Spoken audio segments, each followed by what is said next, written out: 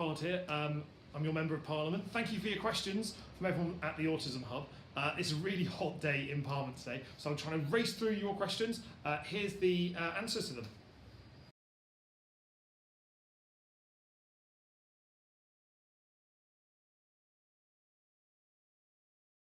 If I'm honest, I'm not a big fan of government policy towards disabled people. I think they've been found wanting in a number of different court cases because of their cruel and unnecessary inhuman policies towards disabled people. I get an awful lot of people coming to see me in my surgery around ESA and PIP assessments, and my genuine concern about this is that the government has purposely built a set of disabled policies not designed to help and support disabled people back into work where they're capable of doing that, but to simply reduce the welfare budget. I don't think that's right. That's why my party is committed to reviewing those benefits and that system to make sure that people are treated with dignity and respect, and where people can't work, they're given the support that they need, and when they can work, they're given the support to help them back into work. And so I think there's a lot of things that needs to be done in the system, but the first thing they can do is treat disabled people with respect, and they're not doing that currently.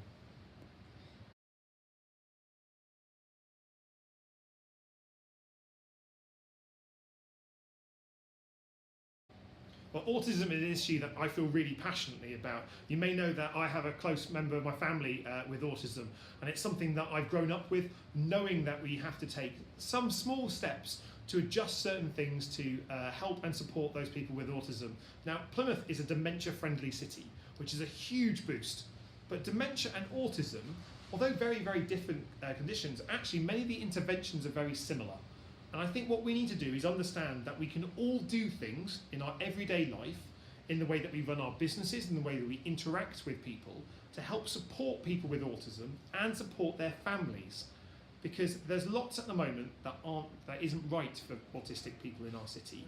And I think we need to recognise that, not only for those young people in school from the point of diagnosis, getting the support for themselves and their families from that moment on, making sure that there's reasonable adjustments made for people in education and employment to make sure that autistic people can fulfill their employment opportunities. But also, let's not talk about autism like it's some kind of life-damaging condition.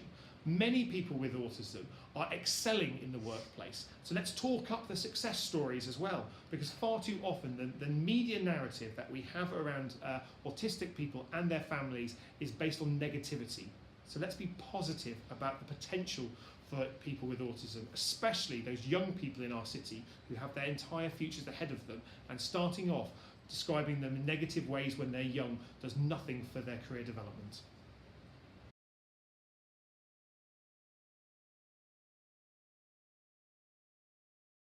So I'm a Labour politician, and Labour means work.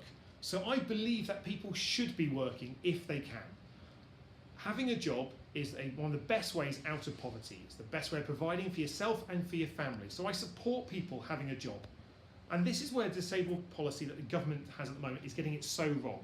Because there are some people who need a little bit extra support to help them back into the world of work.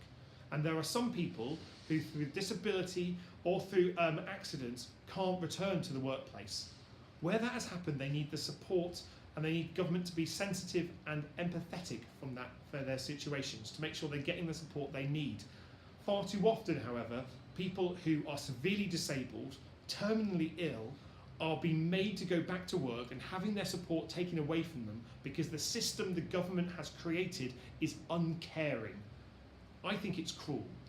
That's why we want to change that. So when people can go back to work, they should be given support in order to do so. That may mean retraining, that may mean reasonable adjustments to workplace, that may mean employers understanding why employing autistic people is a good thing.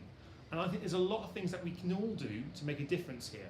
But I believe people should be working if they can, and where they can't, we should be supporting them as well.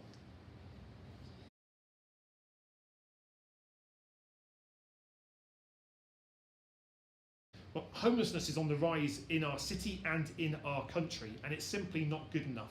It's not only people who are sleeping rough on the streets, and we're seeing lots more of them. It's people that are living in insecure or temporary accommodation, people sofa surfing, or not having a permanent home. Now, I've been out with the Soup Run, I've visited Shekinah on many occasions to talk to homeless people and those people in our city who are doing such a superb job to support them.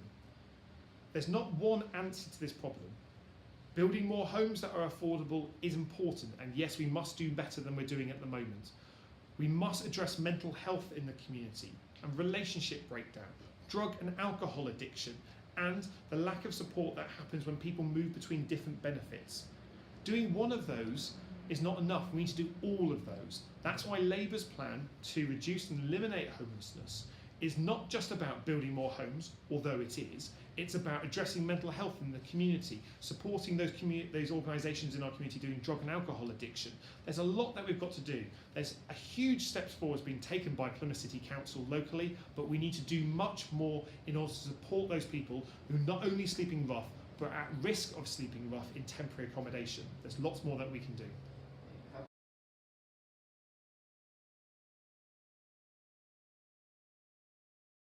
Now, I'm not a big fan of 0 hours contracts. When they were initially introduced, they were there to help people with flexible working. Students in particular benefited from 0 hours contracts.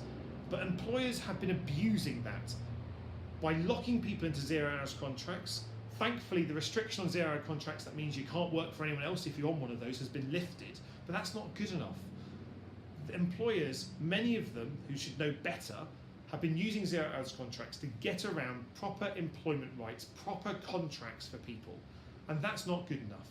We know unemployment is allegedly quite low in our city, but underemployment, people that may be in work but not earning enough by working full-time or part-time hours that they want, is rife. That's why Labour has said that we'll ban 0 hours contracts. I think the way that they're being used to undermine people's rights at work, decent standards of living, is something that should worry us all. And so I want to see action 0 hours contracts. It's something I'm proud to support as a Labour MP, but I want to see the Conservative government that we've got at the moment do it now. We shouldn't have to wait for a Labour government to do the right thing by people in work.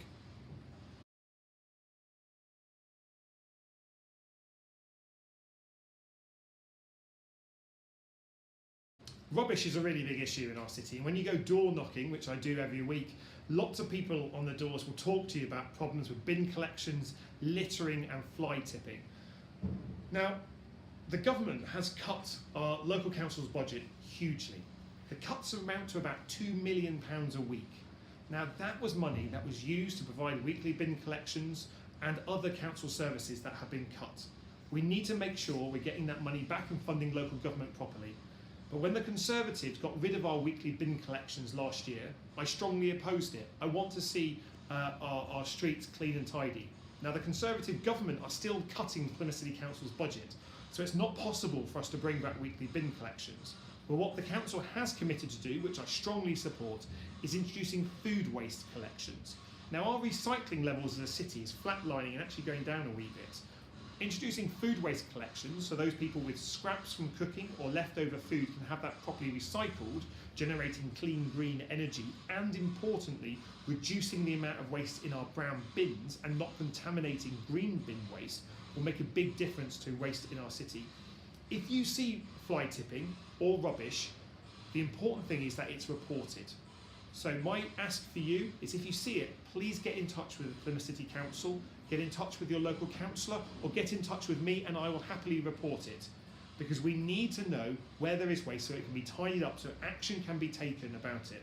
And we know in particular around some parts of the area that I represent, so the south of the city, that when students move out of their homes, some rogue landlords dump the waste simply on the streets for the council to pick up. That means you and I pay for that waste via our taxes to be cleaned up. Now, that's for the landlord to work on, so I think we should be taking action there. There's an awful lot more action we need to do, but this does come down to money. And at the moment, when the government's cutting the support that we have as a city, and so much of the council's budget has to be spent on adult social care and children's social care, that there's not the money to go around. It's not good enough. I want to change that by funding local government properly. But in the meantime, let's keep the pressure on those people who are dumping waste and they shouldn't be. Let's make sure we are recycling more of our rubbish. And when food waste collection gets rolled out, which hopefully will start soon, let's embrace that and make sure we're recycling properly.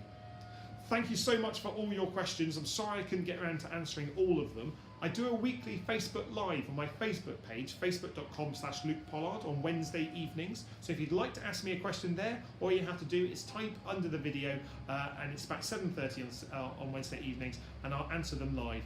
Thanks very much for your time. Hope to speak to you again soon.